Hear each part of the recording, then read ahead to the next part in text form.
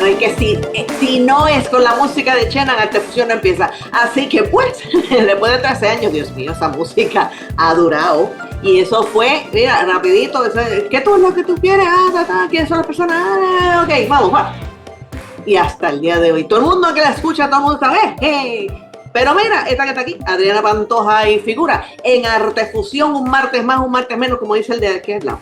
Mira, el que está medio coloradito, de hecho. José Los Arroyos. Y mira, 13 de agosto. Mira, el programa pasado yo metí la pata. Y yo dije, no, que el próximo programa cumple Javier Santiago. No, Javier Santiago cumple en septiembre. 13, pero en septiembre. Pero hoy quiero interrumpir, porque esto te va a gustar, Adriana. Ajá. Hoy, 13 de agosto, ajá, celebramos el Día Mundial de los Zurdos. Yeah. Así que mira, a ese 8% mundial de la población que vive con la mano que el resto de la gente no entiende, felicidades, porque mira, ser un zurdo en un mundo de derechos cada día es más complicado. Ajá. Ya no nos matan, afortunadamente, ¿verdad? Porque tuvimos otras épocas en la historia más desafortunadas, pero todavía sigue siendo un mito, ¿verdad? Y seguimos siendo víctimas de ese chiste, ¿verdad? De que nos vamos para X lado y vamos para otro y ese tipo de cosas. Pero mira, han habido muchos zurdos importantísimos en la historia. Siguen habiendo. Ahí José lo está hablando. Tienes uno ilustre ahí, José lo está hablando.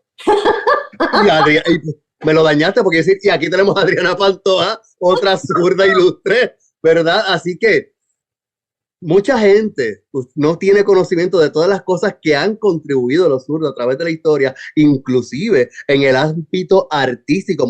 Quizás su canción favorita o la compuso un zurdo, o el arreglo lo realizó un zurdo, o su cantante favorito es un zurdo. Así que mira, somos poquitos, pero estamos bien espoteados. Así que a todos mis siniestros, y lo digo así, porque mira que siempre me molesta decir que la gente asocia los siniestros con los huracanes y con algo negativo, y para empezar, los huracanes no vienen de la izquierda, para empezar.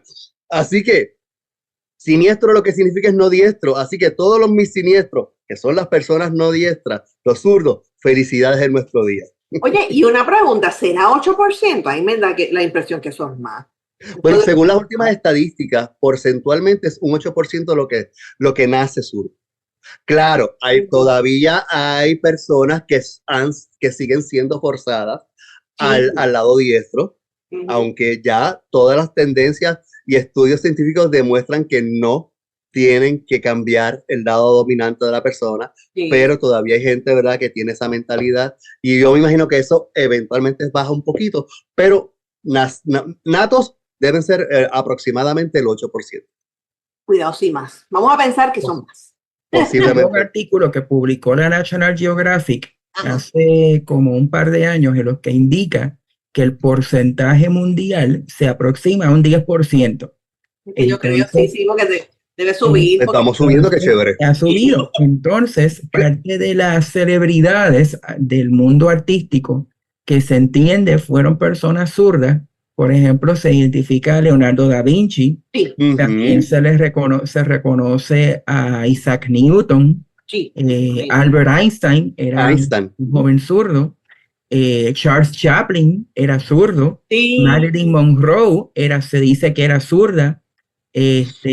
Pensando, digamos, de otras celebridades, y estas vienen del mundo de la música.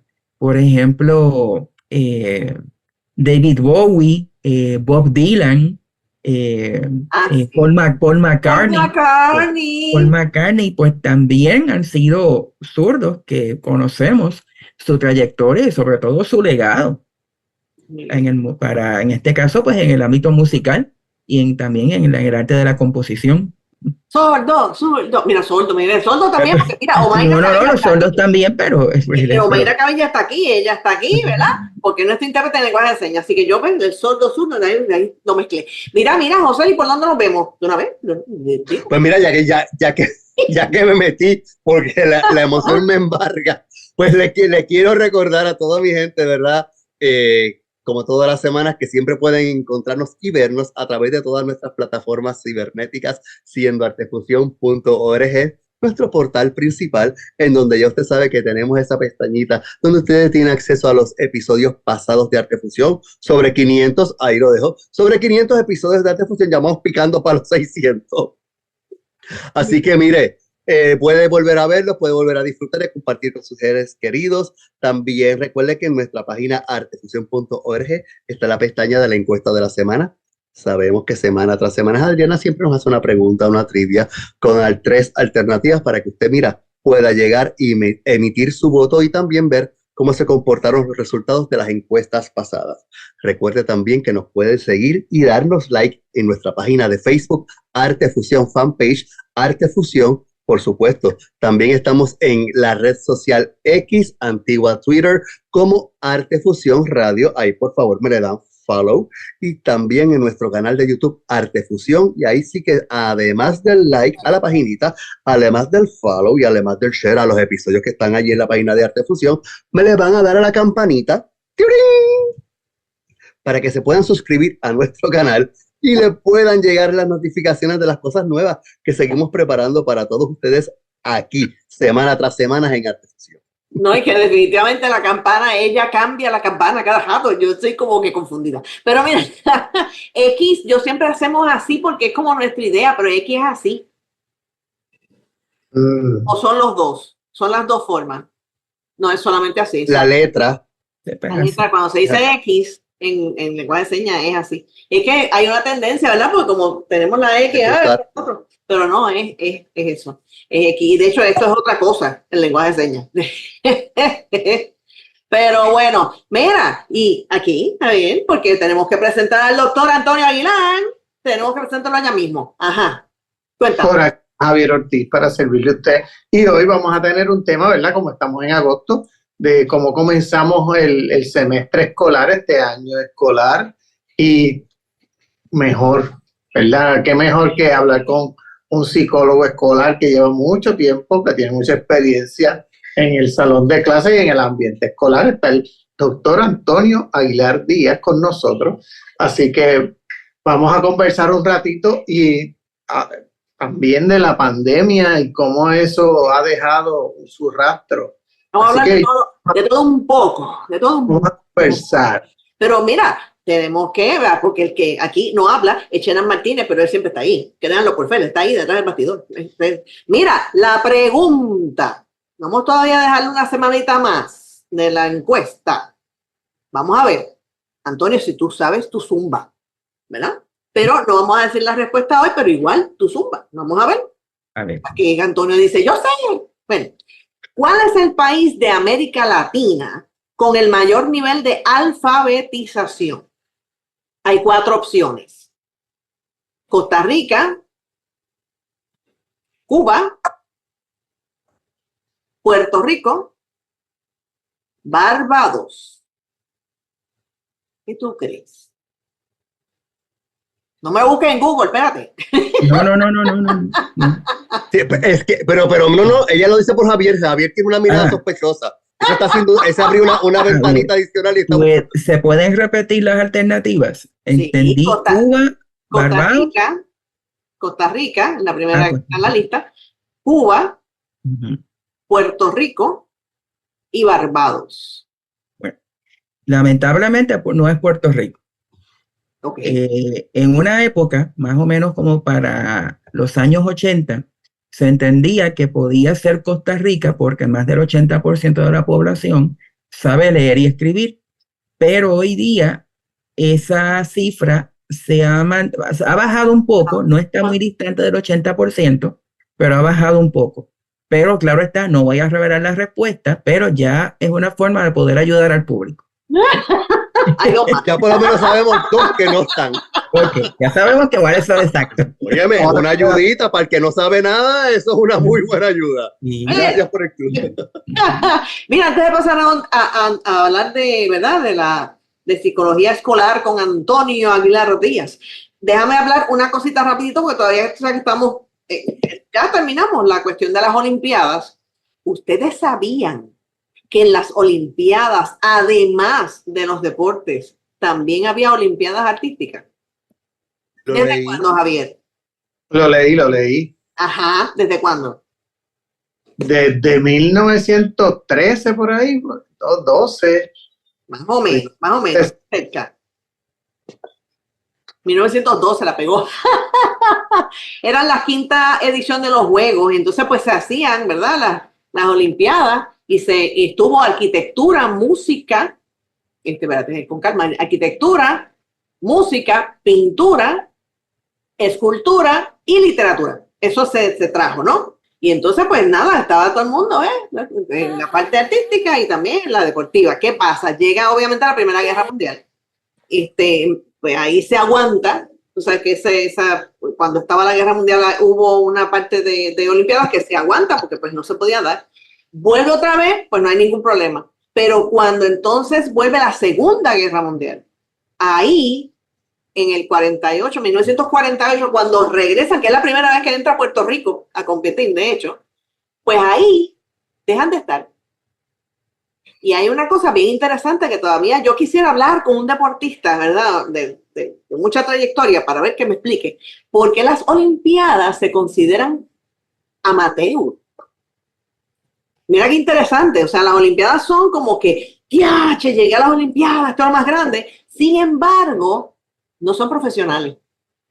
No son consideradas profesionales desde el principio. O sea, no estoy hablando de ahora, desde el principio.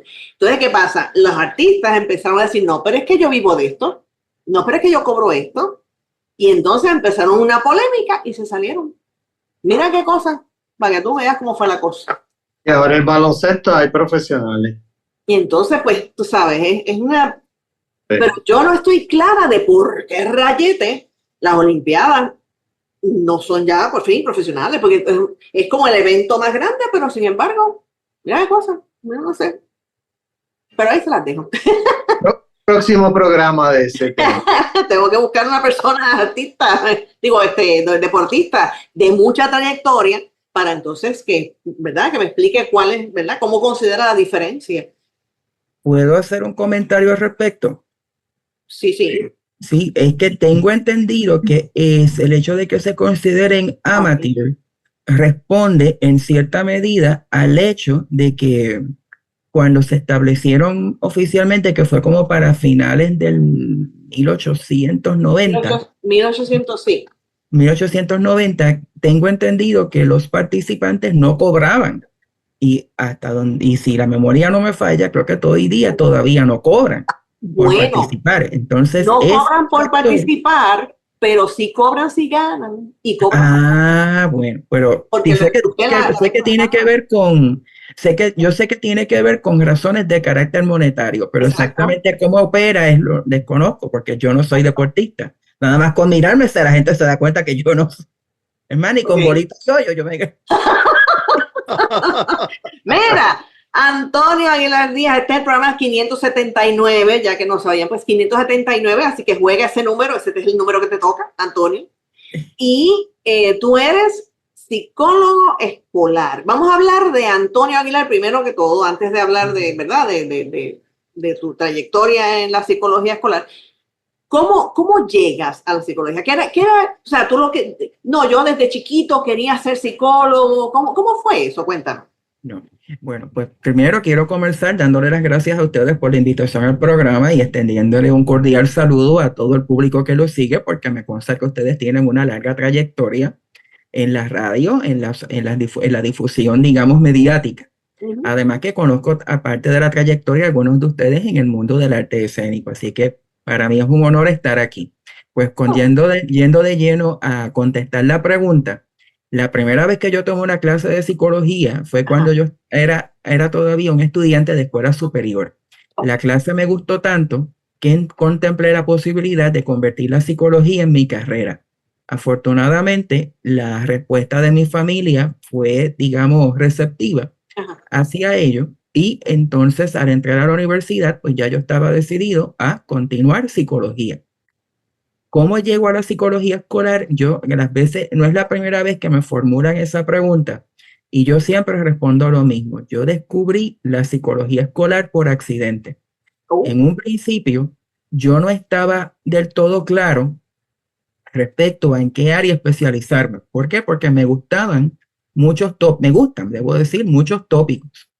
Y en términos de lo que es la oferta de programas de la Universidad de Puerto Rico, que fue donde yo estudié, donde hice, perdón, mis estudios de bachillerato y maestría, pues la oferta se dividía en 4 opciones. Y cuando yo quería estudiar psicología clínica, pero lamentablemente no logré entrar a esa especialidad, y me dijeron, bueno, puedes entrar al programa de psicología académica investigativa. Y yo, pues está bien, con tal de poder entrar, pues me conformo con eso.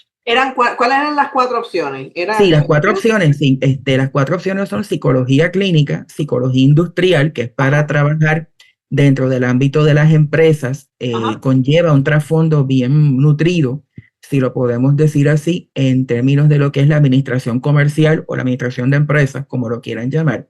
Está entonces mi área, que es psicología académica investigativa, y también se encuentra psicología social comunitaria, que como bien dice el nombre, es para trabajar con análisis e interpretación del comportamiento de grupos, pero se enfatiza mucho, digamos, esos sectores de la sociedad que están en unas condiciones, vamos a decir, pues un tanto críticas, y cómo entonces ese grupo puede hallar una solución a sus problemas, ya sea a corto plazo, mediano plazo o largo plazo. Bueno, pues entro por la psicología académica investigativa. ¿Cómo es que se llama? ¿Psicología? Académica investigativa. Okay. Básicamente, la maestría que yo hice, para poder, para decirlo en un término mucho más simple, o más como decimos de broma, en arroz y habichuela, es el área es una capacitación en 2 aspectos que son importantes. Uno de esos aspectos es llevar a cabo investigaciones, ¿sí? Porque el trasfondo es en estadística, métodos de investigación, y el otro componente es la enseñanza de la psicología. ¿Okay? Tiene el nombre académica. Bueno, pues, cierto, pues había que tomar un curso de currículo, había que tomar un curso de técnicas de enseñanza, había que tomar otro curso de andragogía, porque pues estaba orientado a la enseñanza de adultos que estuviesen interesados en seguir psicología. Pero ¿qué pasa? Cuando ya yo estaba próximo a terminar el grado de maestría, ahí yo me di cuenta de una realidad que todavía prevalece, y yo me hice psicólogo en el año 1996, que fue cuando yo obtuve mi licencia profesional para poder ejercer la profesión aquí en la isla, y es la siguiente: la expectativa del trabajo que hacemos los psicólogos es o se administran test o se sabe ofrecer terapia. Y adivinen qué, amigos, yo no sabía hacer ni una cosa ni la otra. Y yo, óigame, ahora sí que no sé qué voy a hacer. Me siento carente de destreza, porque salir a la calle y decirle a la gente, bueno, pues yo sé hacer una investigación, también sé dar clase, la gente se va a quedar como que, ¿y eso para qué sirve? Bueno, afortunadamente, el recinto de Río Piedras se dio a la tarea de crear una subespecialidad en psicología escolar, y conllevaba una práctica. Y ahí yo dije, pues déjame entonces empezar a tomar esos cursos. Porque te llamó la atención, o sea, te llamó la atención. Pues sí, era optativo, eso es cierto, era optativo, y yo dije, déjame tomar esos cursos porque entiendo que aquí en Puerto Rico no existimos tantos psicólogos escolares. Además de ello, es también el hecho de que se reconocía la necesidad de brindarle apoyo socioemocional a el sistema educativo, y también se entendía que era importante contar con psicólogos que estuviesen más orientados al trabajo con niños y adolescentes. Pero claro está, bajo la perspectiva, vamos pues aquí perdonando la redundancia, académica, es decir, más en términos de cómo la escuela puede impactar el núcleo familiar, como también cómo el núcleo familiar puede impactar la escuela. Estoy circunscribiendo el núcleo familiar, pero eso no implica que pueda ser el ambiente social, no implica que pueda ser el ambiente comunitario, no implica que pueda ser el ambiente económico. O sea, hay muchos otros elementos que sí van a repercutir dentro del ambiente escolar. O sea que entonces cuando tú ya pues te gradúas en maestría, que después pues viene el doctorado, pero cuando comienzas te das cuenta de que ese nicho está vacío, o sea que Exacto. está carente. Ese nicho estaba vacío y eso entonces me llevó olvidé comentarles algo, no existía la opción de hacer un doctorado en psicología escolar.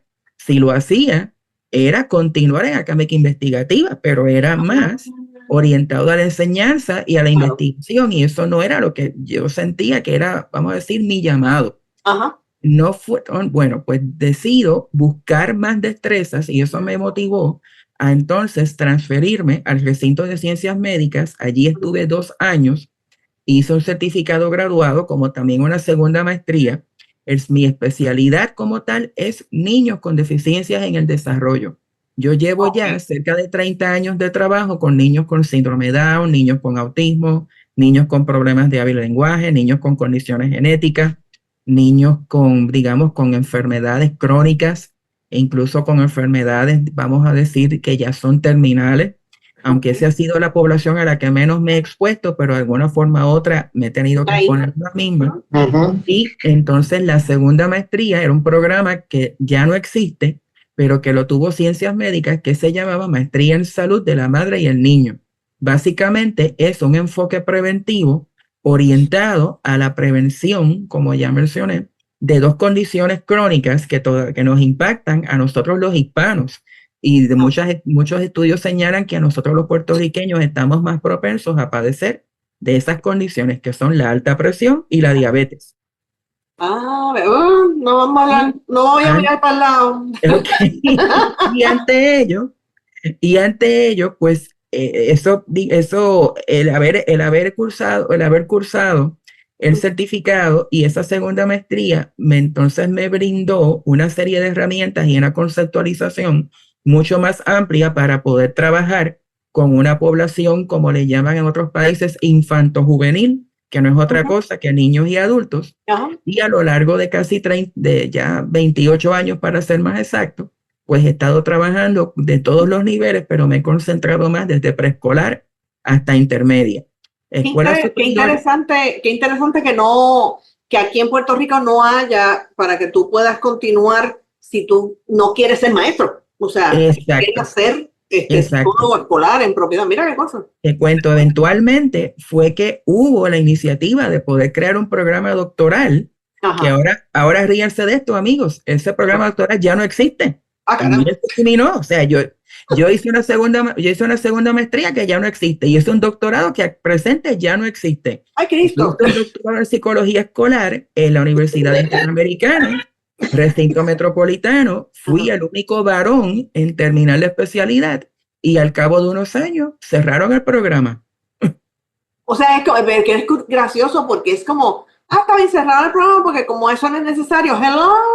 Y la salud de Puerto Rico has traído un punto que es sumamente valioso, y fíjate que uno de los titulares que nos ha estremecido es el hecho de la alta incidencia de infecciones de transmisión sexual en la población adolescente, pero es que para poder entender la salud sexual hay que entender y trabajar con los afectos o con la salud emocional de los adolescentes. Y para poder lograr un programa salubrista que resulte efectivo para poder contrarrestar esa alta incidencia de infecciones de transmisión sexual, hay que entender que una cosa es, digamos, sexo, que otra es amor, que otra cosa es el compromiso y la responsabilidad para con el propio cuerpo, como también entrar de lleno a las consecuencias que acarrea el sostener intimidad, como también si lo que se quiere asumir o adoptar es un mensaje, digamos, de abstinencia, ok, eso es válido, pero no debe ser el único enfoque, porque también estar coartando a los adolescentes de opciones, lo que inconscientemente lo que puede hacer es propiciar el que incurran en conductas de alto riesgo. Tiene que ser brindarle un programa que resulte lo suficientemente abarcador para que entiendan que hay unos componentes que son emocionales. ¿Por qué? Porque tengo que estar consciente de quién soy yo, qué es lo que yo quiero para mí, cómo yo defino lo que son las relaciones, cómo yo defino incluso el concepto de amor, amor propio, el tener, digamos, una autoestima bien fortalecida y cómo eso influye en la toma de decisiones conjuntamente. De hecho, o sea, el punto también está que hay que atender a los estudiantes, pero un punto bien importante, y aquí tengo 2 maestros, bueno, 3, si contamos Obaida también, Sí. o sea, la salud mental de los maestros. Díganme que sí, pero eso lo vamos a hablar en el próximo segmento. ¿Cómo no? Vamos, no te muevas, no se mueva nadie, venimos ya. Así que eso es lo que vamos a hablar. Mira cómo José se puso rojo, yo enseguida. Se lo llenan.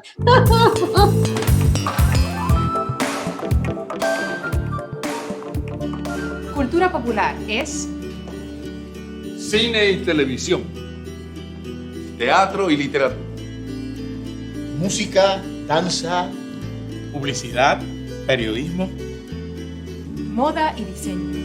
Apoya a la Fundación Nacional para la Cultura Popular para que prevalezca nuestro trabajo. Porque cultura popular somos todos.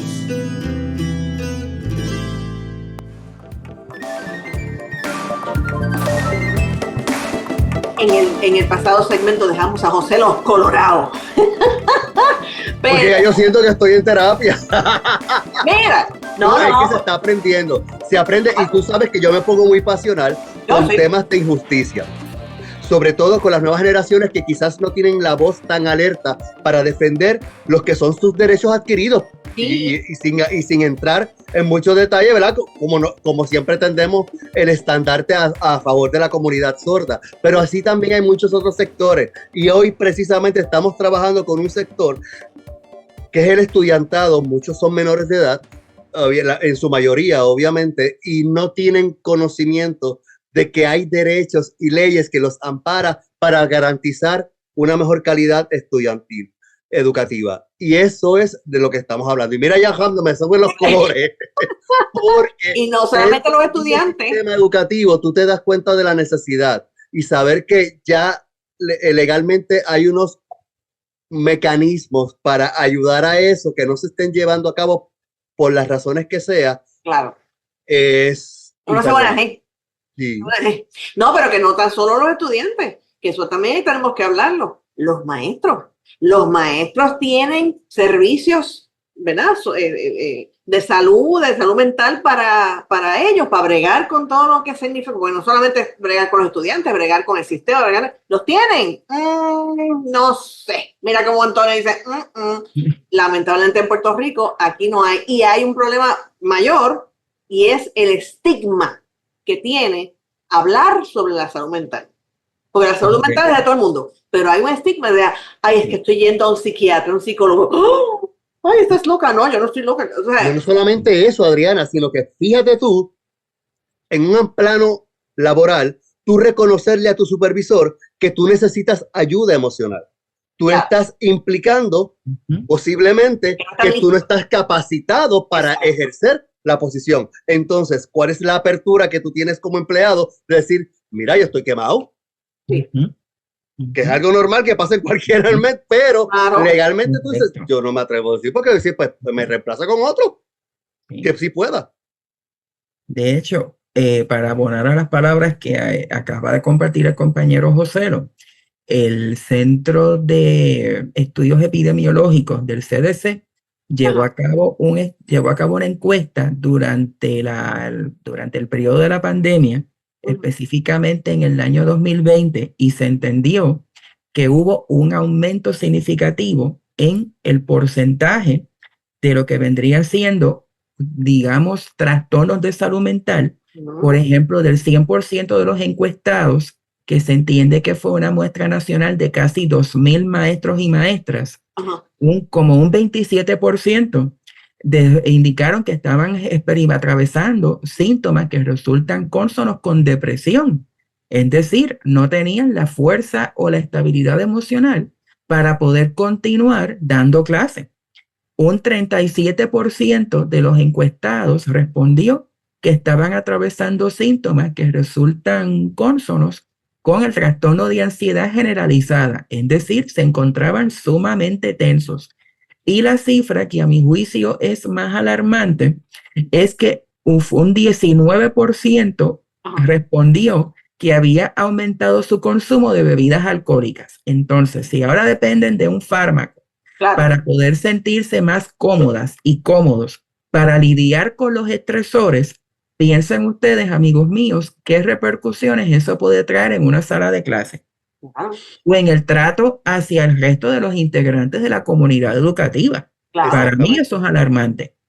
¿Y cómo tú puedes guiar a un estudiante si tú no estás... Si no te encuentras, exacto, del todo congruente contigo misma o contigo mismo, lo cual es una... De hecho, otra vez me... Y que es una reacción en cadena, ¿verdad, doctor? Porque entonces la persona que más tiempo está al día con los menores es el maestro. Claro. Sí. O sea, si esto de entrada no se agarra de una manera balanceada, esto se va a seguir extrapolando eventualmente. Por supuesto, porque si no pueden, digamos, si no pueden estar bien consigo mismos, ¿qué clase de modelaje le van a poder brindar al cuerpo estudiantil? Claro. ¿Qué clase de mensaje le van a brindar a los muchachos con los cuales van a estar interactuando por 6 a 7 horas corridas en el ambiente escolar? Pero entonces, ¿por qué los servicios de salud mental para los maestros no están disponibles? O sea, estoy hablando de Puerto Rico. O sea, sí, cómo no,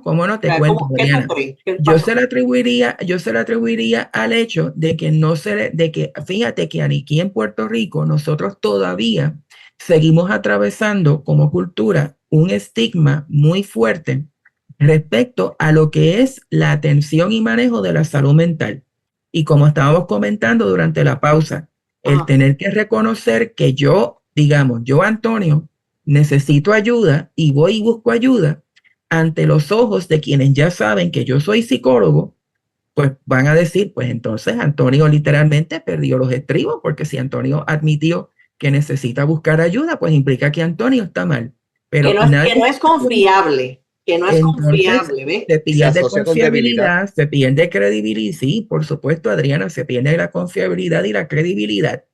Y aparte de ello, se pierde incluso el respeto a mis competencias profesionales por el hecho de que ya comienzan a verte con un dedo, como decimos, enjuiciador. Es decir, Antonio reconoció que tiene la necesidad de buscar apoyo en salud mental para consigo mismo. Pues ciertamente con Antonio no se puede consultar.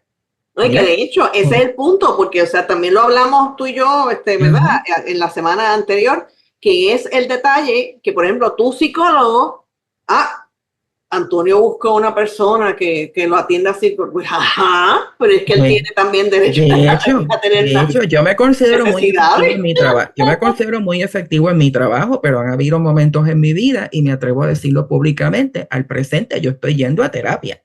¿Por qué? Adriana conoce un poco más mi situación familiar, pero yo soy hijo único de una única hija. Mi mamá es una paciente que se encuentra encamada.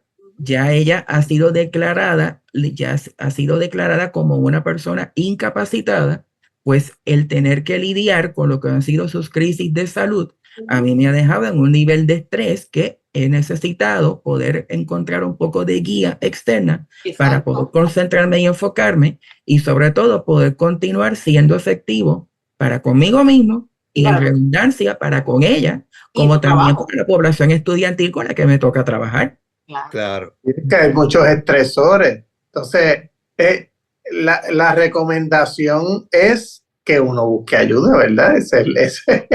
En el momento que no se tenga miedo a buscar ayuda, porque eso yo creo que es el punto. Pero hace falta advertir una cosa, y es la siguiente, que quizá esto puede ser incluso hasta tema de otro programa, pero hay que advertir que también existen diferencias por género. Es decir, las hembras, por lo regular, no sufren de tantas, vamos a decir, de tantas inquietudes como para reconocer, yo necesito ayuda, voy a buscar la ayuda. Ahora, en el caso de los varones, es otra historia. Y no tan solo la salud mental, también es la salud física. Entonces, por aquí en el chat están preguntando a qué se debe. Me parece que es una pregunta muy pertinente. Eso responde al hecho de que nosotros los varones vivimos bajo un concepto que se conoce en el ámbito de la filosofía como la ilusión viril. Y la ilusión viril no es otra cosa que una teoría que lo que ha hecho es explicar que los hombres venimos con una carga cultural, una carga social, una carga que también puede tener repercusiones antropológicas, económicas, claro está, psicológicas, en la que tenemos que ser los fuertes, tenemos que ser los proveedores, tenemos que demostrar que somos invulnerables, tenemos que demostrar que a nosotros nada nos derrumba. Entonces, el estar, digamos, impuestos a asumir ese papel por tanto tiempo, nos hace negarnos la oportunidad de poder estar receptivos a el buscar ayuda cuando es necesario, porque pensamos que ante los ojos de los demás voy a perder credibilidad en mi hombría. Es decir, voy a lucir como menos o voy a lucir menos hombre, o si no van a decir, ay, pero mira para allá ese. Mira, se mira puede para allá. asociar con debilidad. Se asocia con debilidad y fíjate, José, lo que uno de los mandatos que nosotros recibimos por ser varones es de que no podemos permitir que nos conceptualicen o que nos vean como débiles, porque nos desacreditan. Bueno, la línea de que no se puede llorar. Esa línea es un buen ejemplo. Ese es un buen ejemplo. Pero fíjate, en la pandemia pasó una situación bien curiosa, que yo no sé exactamente los porcientos, pero a cada rato tú escuchabas que fulano, eran varones, que fulano se suicidó, que el otro fulano se suicidó, que el otro fulano, que sé yo qué, y era porque como no había, pues estaba la pandemia, no había trabajo, perdí el trabajo, no sé cómo bregar, que si la casa, que si no sé cuánto.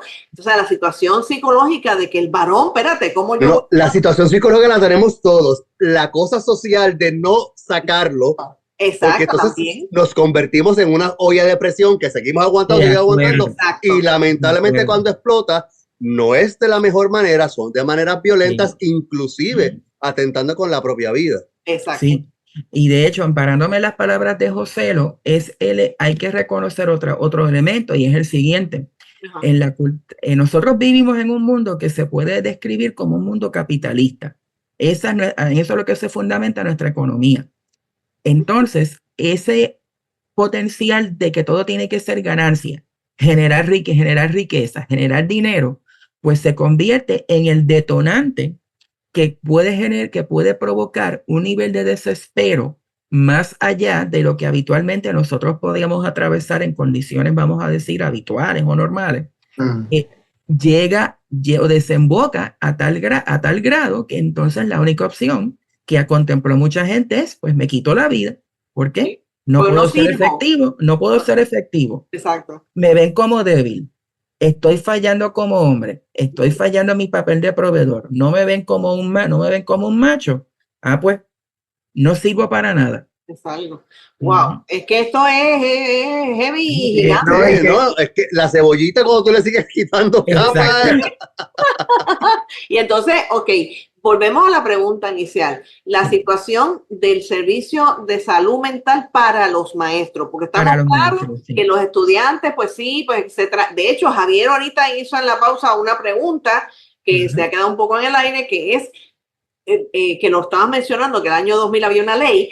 ¿Cómo, o sea, cada escuela se supone que tenga una persona, un psicólogo escolar, y ese psicólogo, y mi pregunta va más allá, o sea, abonando a la de Javier, ¿ese psicólogo escolar solamente atiende a estudiantes? Pues fíjate, Adela, esa es una magnífica pregunta. En el año 2000, aquí se aprobó una ley que se conoce como la ley 186, y me acordé de la fecha, fue el 12 de agosto del 2000.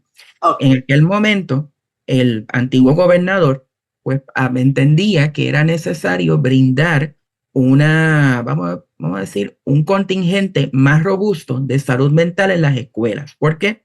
Porque las compañeras, digo compañeras porque mayormente uno va a las escuelas y quienes ejercen la noble profesión de trabajo social son damas, pero eso no implica que no hayan varones ejerciendo la profesión de trabajo social.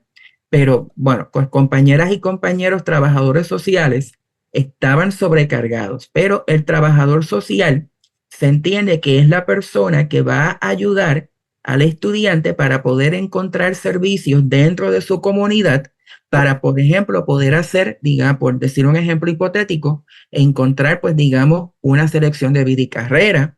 Puede ayudar, por ejemplo, al estudiante por si acaso, digamos, la familia necesita algún servicio, digamos, de salud, pues es el que, por ejemplo, trata de buscar ese enlace, incluso apoyarlos a conseguir una cita.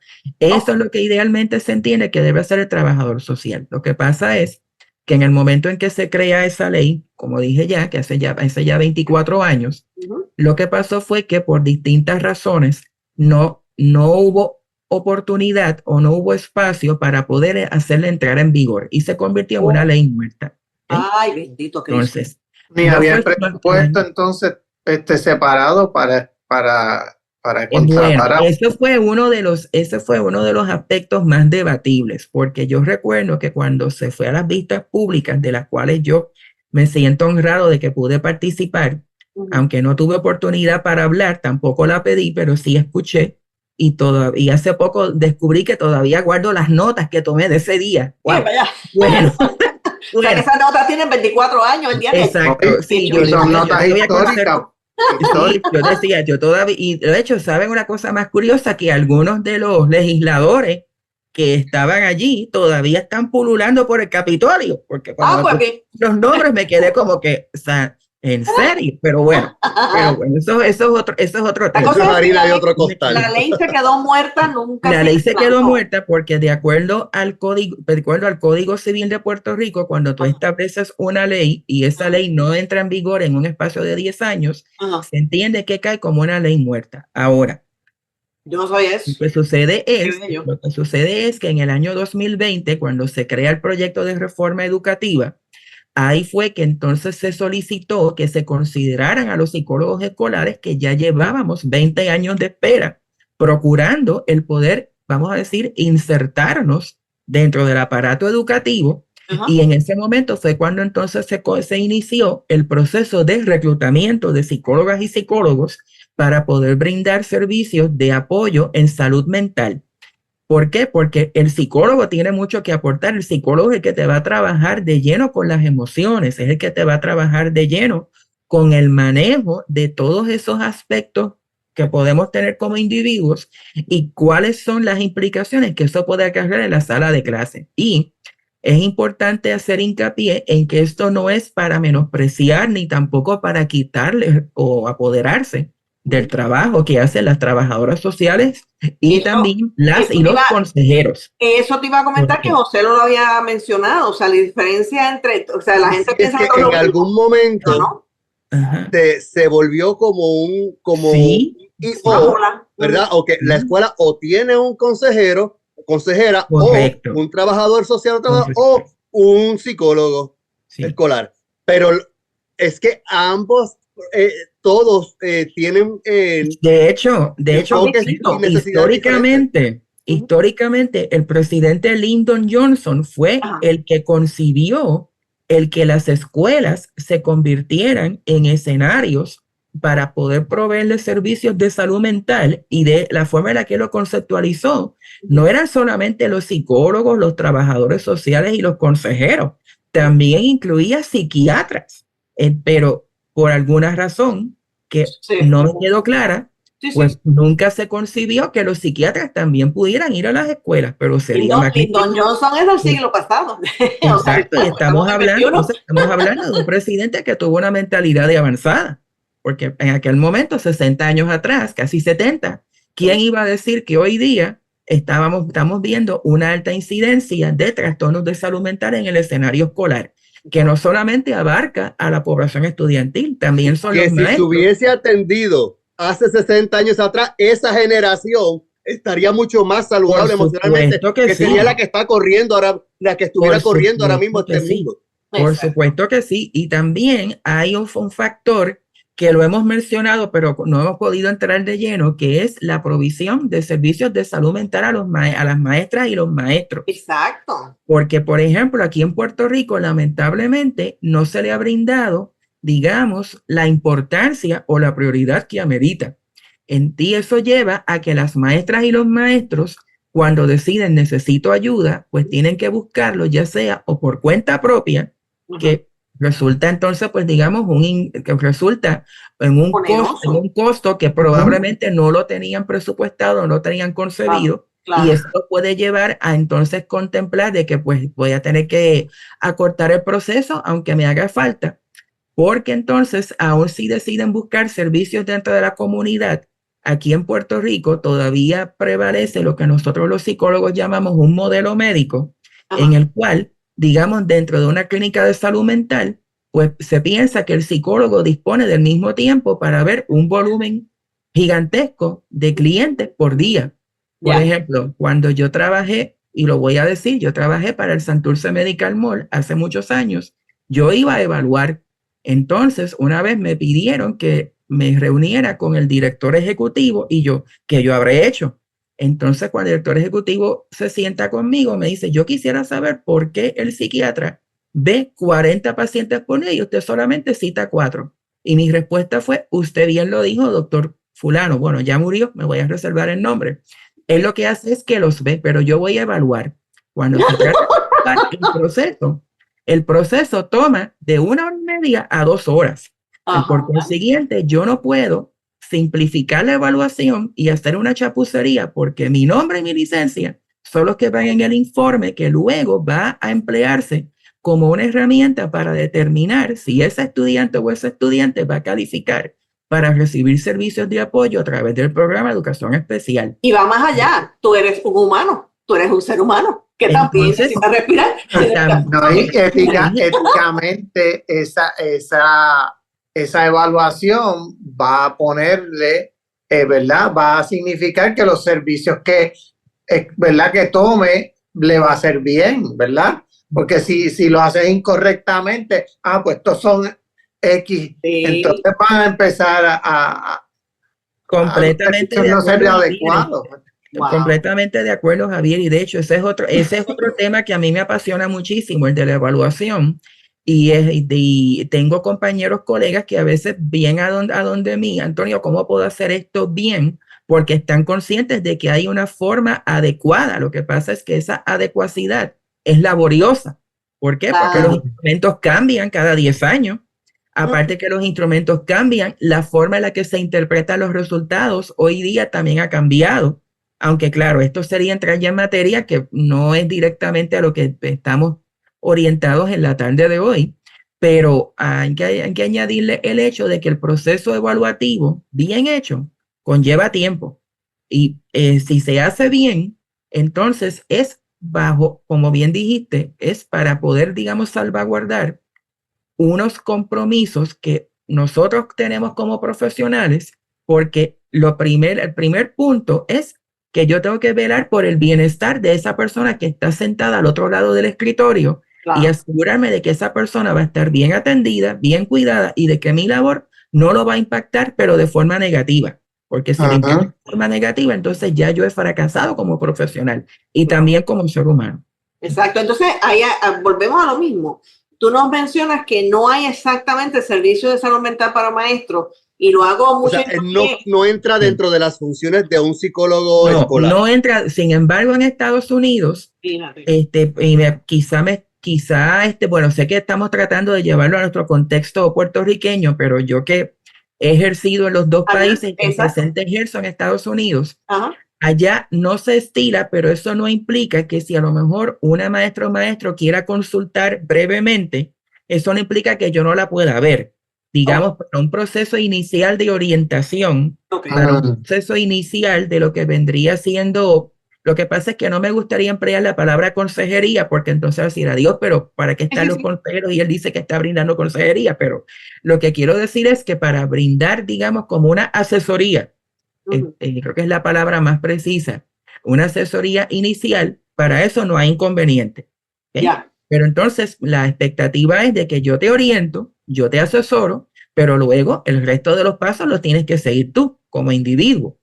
Y puedes volver a consultar conmigo en otro momento como un seguimiento, pero siempre queda opcional. Pero ese contacto inicial no está, digamos, fuera de lo que nosotros, digamos, hacemos en nuestro papel de psicólogos. Pero es que es terrible Sí. porque, o sea, volvemos a lo que estamos diciendo en un principio, o sea, son los maestros quienes guían a los estudiantes. Si los maestros no están bien, pues entonces, ¿cómo vamos a guiar bien a los estudiantes? Entonces, yo O entiendo sea, que ¿qué opciones habría? En Puerto Rico, ¿qué opciones realmente habría ahora pues mismo? bueno, pues, No hay. entonces, bueno, pues están las opciones dependiendo si el patrono lo ofrece a través a través de la cobertura del plan médico. Hay planes médicos que sí abarcan servicios de salud mental, pero a mí me da muchísima pena porque entonces a lo mejor la maestra o el maestro va a consultar y la psicóloga o el psicólogo, si está en una clínica,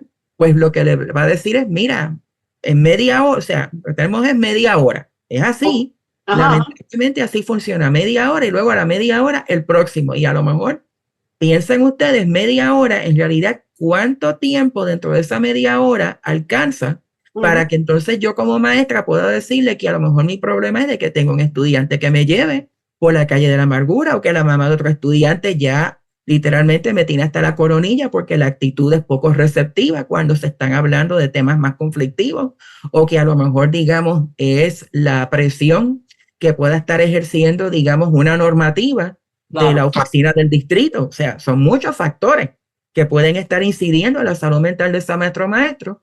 Entonces, a veces el problema es que incluyendo aspectos legales, porque también es correcto, son muchos elementos, pero por ejemplo, en lo que conlleva ese ámbito clínico donde ejercemos los psicólogos, pues también me provoca mucha pena porque a veces de que a lo mejor yo te pueda volver a ver, puede pasar mínimo un mes. Entonces, ¿cuántas cosas no van a pasar en ese mes? No. ¿Cuántas situaciones cuando lo que hemos tenido ha sido una media hora, pero más bien para conocernos? O sea. Y si tú quieres entonces tener más medias horas más cercanas, significa chavito. Exactamente. Ahora, chavito que tiene si es a nivel privado, o sea, pero si es a nivel privado, pues ya ahí, pues ya usualmente las consultas son de 1 hora. Y ahí hay más posibilidades de que entonces ahí yo pueda ver a un cliente, digamos, semanal, una vez en semana. Si es que también el cliente puede, o si no, cada 2 semanas, dependiendo también la severidad del caso. Pero como tú muy bien mencionaste, hay un factor económico. Porque si a lo mejor yo no estoy dentro de una red de proveedores, es difícil para esa persona poder entonces coordinar una cita conmigo. O si acaso la persona, como pues no tiene, digamos, acceso a un plan médico, pues no todo el mundo dispone del dinero para poder entonces pagar una consulta.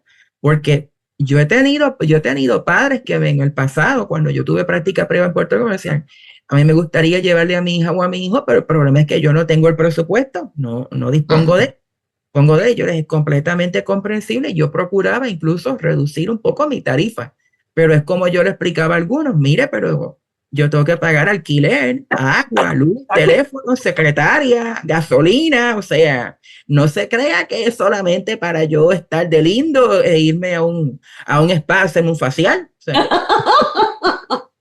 ay, Dios mío, pero vaya a pensar que yo estoy cobrando para mantener un estilo de vida, vamos a decir, frívolo, superfluo, ¿no? En el caso, ¿verdad? Puerto Rico, ¿qué tú aconsejas?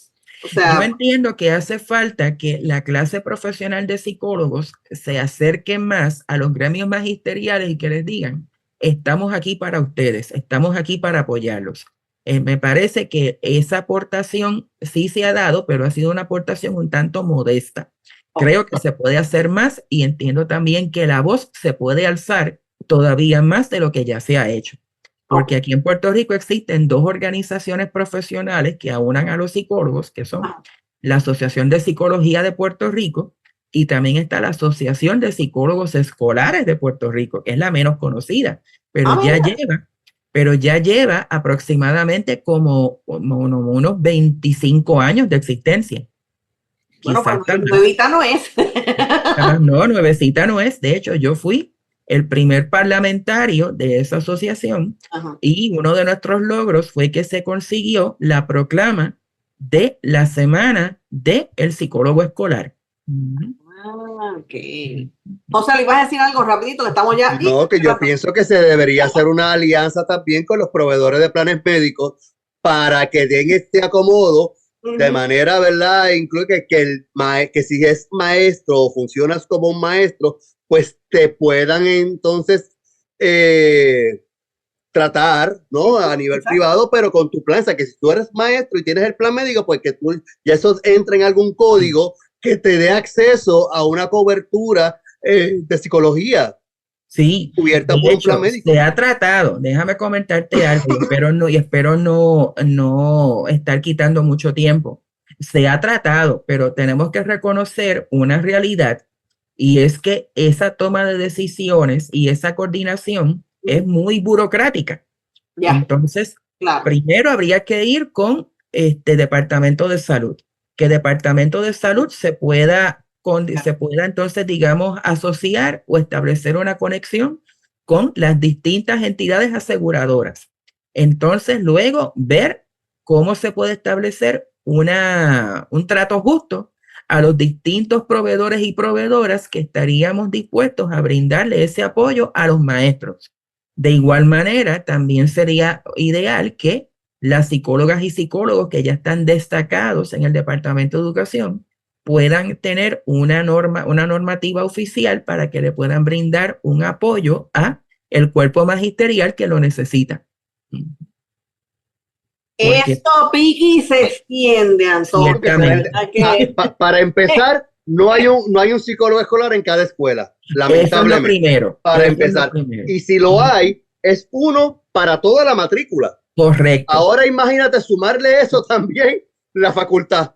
Y de hecho, se supone, por lo menos si se sigue el modelo estadounidense, que es lo que se está tratando de hacer, idealmente los psicólogos escolares deben estar haciendo un balance entre brindarle servicios a los estudiantes de necesidades especiales, como también a los estudiantes que están en corriente regular. Pero entonces, ¿qué pasa? Si ya de por sí lidiar con la población estudiantil puede resultar sumamente extenuante por distintas razones, vamos. Claro. Pues entonces, como bien acabas de decir, añadir cómo yo entonces dentro de mi cargada agenda busco el espacio o abro la coyuntura para que entonces, digamos, las maestras y los maestros también se puedan acercar. Idealmente sería lo más justo, pero tenemos que ver cómo se articula, cómo se facilita el que ese proceso pueda darse en unas condiciones que resulten propicias. Porque si es, por ejemplo, la veo a usted, maestra, vamos a decir, la veo a Miss Pantoja el lunes, y entonces a lo mejor le digo a Miss Pantoja, lo que pasa es que tengo que trabajar con Pepito Pérez, y Pepito Pérez me consume tiempo porque usted sabe que era educación especial y la mamá pues ya radicó una querella. Pues entonces a lo mejor un día es Pepito Pérez, pero otro día puede ser Martita Rivera, y entonces a lo mejor, o el otro día puede ser, digamos, fulanito, menganito, y la necesidad entonces de la por Miss Pantoja se queda ahí en el aire, a base de una conversación preliminar que a lo mejor se dio hasta en el pasillo, que tampoco son las condiciones propicias. O sea, que Cuando debería se venga a haber. retomar, las condiciones quizás ya han cambiado. Eso voy. De hecho, eso es parte de la naturaleza humana. Nuestras necesidades cambian. Claro. Ujú. La de los Y a muchachos veces también. pensamos. Sí, Y la de o los sea, muchachos que también. debería haber Exactamente. Sí, pero todavía partimos. psicólogos escolares específicos, o sea, o únicos, digamos, para los maestros. Y no solamente esto, hay que tomar en cuenta que un psicólogo escolar, cuando empieza una relación con un estudiante, le toma tiempo desarrollar una conexión empática para que el estudiante pueda abrirse emocionalmente. Y ese tiempo hay que invertirlo. O sea, que no es que tan pronto él llegue él a la primera, el niño le va a contar todo. De hecho, Joselo, te diré más. Yo dediqué cerca de los casi 30 años que llevo como psicólogo escolar, yo he dedicado casi la mitad a trabajar con preescolares.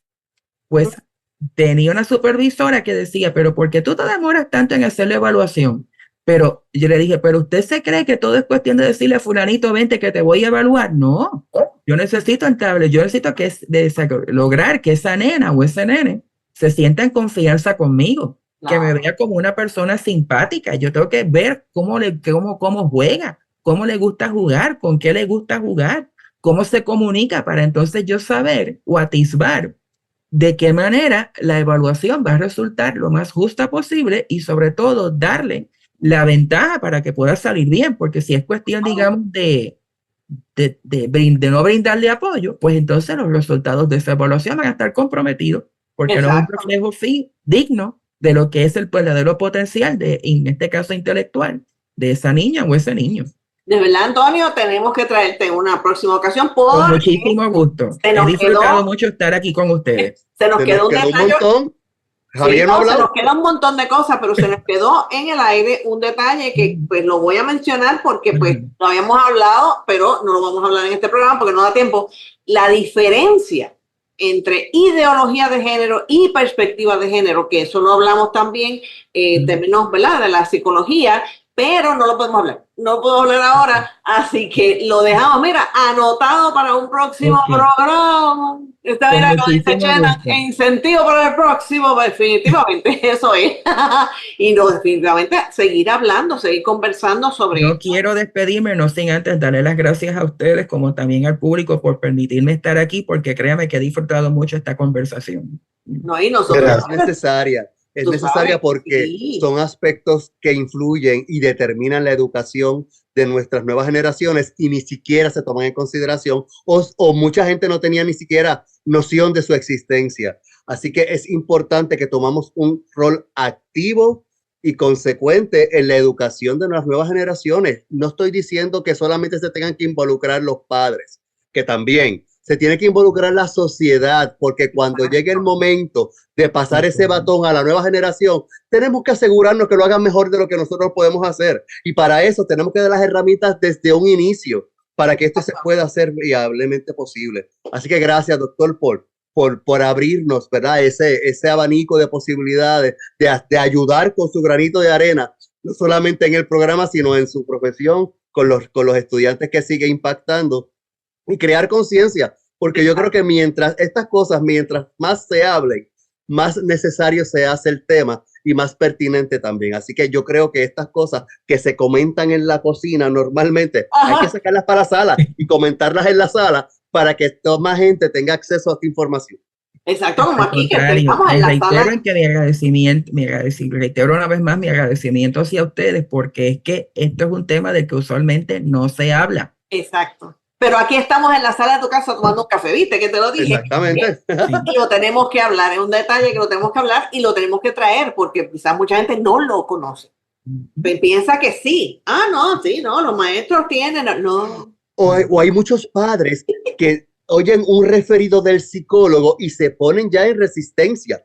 Eso también es una porque ¿qué están diciendo de mi nene? Sí, mi nene está bien. Que yo veo con muchísima el problema soy yo como papá y ya me pongo a la defensiva. Sí. Es que esto se sigue desmenuzando. Sí. Javier no ha dicho ni pío, Javier no ha dicho ni pío, pero mira la cara. Así que ese va a estar ahí ya mismo en el próximo programa diciendo, espérate un momento, ahora me toca a mí hablar porque le han pasado también sus cosas, ¿no? ¿Verdad? Y de eso podemos hablar. Bueno, es maestro, es padre, por supuesto. No, y fui hijo de una maestra y de un maestro. Pues con más razón. Así que 3 puntitos, ahí lo dejamos Javier ahí con 3 puntitos para el próximo programa, así que te emplazamos para un próximo programa. Me dará muchísimo gusto, Para conversar de las, ¿verdad?, de lo que hablé de las diferencias y de las nuevas, ¿verdad?, tendencias que puede haber dentro de la salud mental. Y vamos a ver si esto, por lo menos en nuestro programa, da ese empujoncito, ¿verdad? Para que... Yo entiendo que en la medida en la que se pueda brindar un espacio en el cual se pueda educar al público, como en este caso ustedes lo disponen a través de las redes sociales o a través de distintas plataformas en las cuales se puede ver el programa, es una forma efectiva de transmitir el mensaje. Por consiguiente, entiendo que ustedes están llevando a cabo una labor importante y necesaria. ¿Por qué? Porque no solamente se están circunscribiendo directamente al arte. ¿Por qué? Hacer terapia es un arte. Ustedes están brindando un apoyo a esos gestores y a esas gestoras que, como yo, aunque directamente lo que yo más me dedico es a evaluar, pero yo hablo con familias, yo hablo con padres, yo visito hogares, yo hablo con maestros, o sea, con tener esas desarrollar esas habilidades de armonía con la población escolar también es un arte. Exacto. Definitivo. Así que definitivo, y lo importante es, hay que buscar las opciones. Las opciones existen, sí existen. Lo que pasa es que entonces hay que, mira, buscarlas, desmenuzarlas y ponerlas en vigor, porque aparentemente están, pero nadie las ha puesto en vigor. Esto es interesante, ¿verdad? Sí. ¿Cómo se resucita una ley muerta? Y eso lo vamos a hablar en la próxima. Eso lo vamos a hablar en el próximo programa, definitivamente. Mira, gracias a Omaira Cavilla, que también está ahí. Ella está haciendo señas, pero ella está como que sí. Tú la ves en la cara. No, yo quiero agradecerles a todos y cada uno de ustedes, particularmente a ti, Adriana, por la invitación, a Omaira por el esfuerzo, por tratar de llegar a una población que ha estado exigua durante tantísimo tiempo, como es la población audioimpedida. Y eso pues me hace verlos a ustedes pues con otro tipo, digamos, de óptica. A Javier, porque descubrí, mira quién lo iba a decir, que descubrí que él conoce a un familiar muy cercano para mí. Y también entonces a José, lo que Adriana me lo menciona tanto, que ella da por sentado que nos conocemos, y en realidad yo me considero con bastante buena memoria, no creo, pero qué bueno que encontramos tantos puntos en común. Ese es José, el otro es Chenan Martínez, que también está ahí, que nos tiene a decir, mira, ya, pero ve que tenemos muchas, le tiro la música. Sí, que ya me están llamando por teléfono y ya. Sí. Así que nada, nosotros vemos y nos vamos entonces para el próximo programa, que ya estamos un poquito más allá de la mitad de agosto. Ay, Dios mío, pero bueno, seguimos buscando informaciones para llevar. Así que gracias, Antonio, de verdad, por todo lo que hace, por estar aquí, y ya sabes, estás emplazado para el próximo. Claro que sí, Yo te llamo y te digo. Si me dejas saber, yo con gusto separo el tiempo. Vuelve para acá para entonces hablar de esto. Así que nos fuimos, nos vemos, vamos. Dale, que Chenan está ahí con. Y bien. Pues dale, llévate a Chenan. Así. Muy bien.